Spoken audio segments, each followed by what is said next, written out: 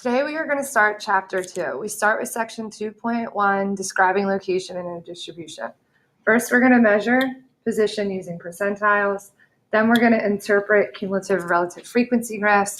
And last, we will learn how to find z-scores and measure position using them. Percentiles. If we would like to measure a value's position in a data set, we can use percentiles to give us more information. To calculate a percentile, you find the number of observations that are less than the value who you are calculating the percentile for. So you would take the number of values less than the given data point and divide that by the total number of values in your data set. This value will give you a decimal that you can convert into a percent to represent the percentile of that point's location. In example 1, it says Jenny earned a score of 86 on her test. How did she perform relative to the rest of the class? First, we need to take the stem plot of test scores and convert them into what their scores are. So for example, the first score given is 67. The second score is 72, so on and so forth. So what we want to do is first write out the values that are given in the stem plot. The values given in the stem plot are listed below. Now what we need to do is we need to count how many values are less than 86. We have 1, 2, 3, 4, 5, 6, 7, 8, 9, 10, 11, 12, 13, 14, 15, 16, 17, 18, 19, 20, 21. So to calculate the percentile of 86, we would divide 21 by the total amount of scores that we were given. So we would divide 21 by 25 because there's 25 total scores in our stem plot. This means that Jenny earned 84% better score than her peers because her score is better than 84% of the other test scores. We can also measure position using z-scores. Z-scores tells us how many standard deviations from the mean a particular observation falls and in what direction, whether that value is above the mean or below the mean.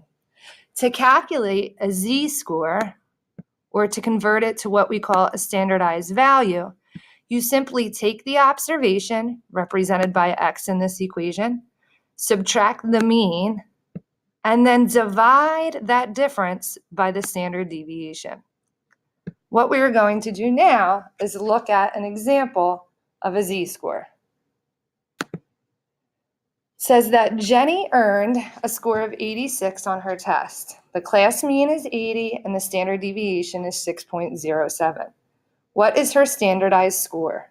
Since this problem asks for her standardized score, we want to calculate what her z-score is.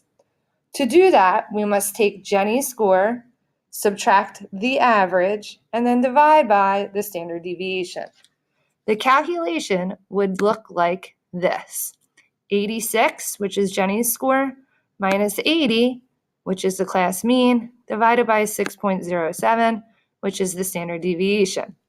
We would then round to 2 decimal points, and we would get a z-score of 0.99. So that would mean that Jenny's standardized score is 0.99.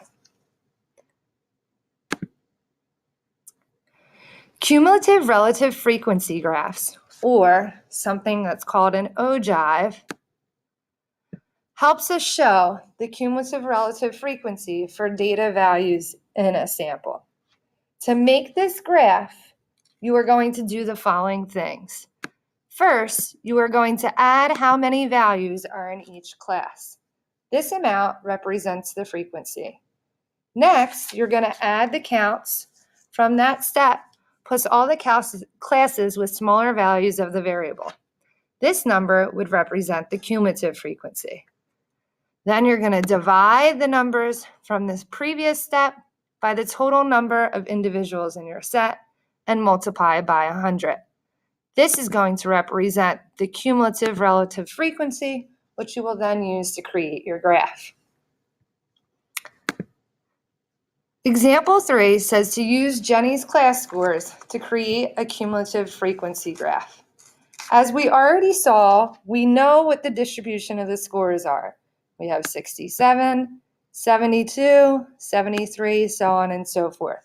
So given this data, I need to decide on classes for my data to exist. I decide that the classes that I'm going to use are going to go from 60 to 64, then 65 to 69, 70 to 74, and so on and so forth. I end with this 90 to 94 so that I can make sure that I capture this value of 93.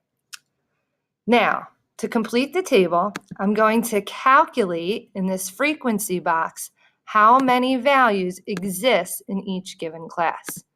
For example, if I look at my STEM plot, I'm going to count the number of values that are in between 60 and 64. Since I have no values in between there, I should input a 0. Next, I'm going to count how many values are in between 65 and 69. Looking at the chart, I have one value in that class. That value is 67. Next, I look at how many values are between 70 and 74. That is 4. So I input a 4. In between 75 and 79, I have 1, 2, 3, 4, 5, 6, 7 values. So I'm going to put a 7 there. In between 80 and 84, I have 1, 2, 3, 4, 5, 6, 7, 8 values. So I'm going to put an 8 here. In between 85 and 89, I have 3 values, so I'm going to put a 3 there. And in my last class, I have 2 values, so I'm going to input a 2. Now, relative frequency is found by taking the frequency and dividing by the total amount of scores that you have. I have a total of 25 scores. So to calculate each relative frequency, I'm going to take the frequency and divide it by the total amount, and then convert that into a percentage. Okay, and I'm going to continue doing that for each one.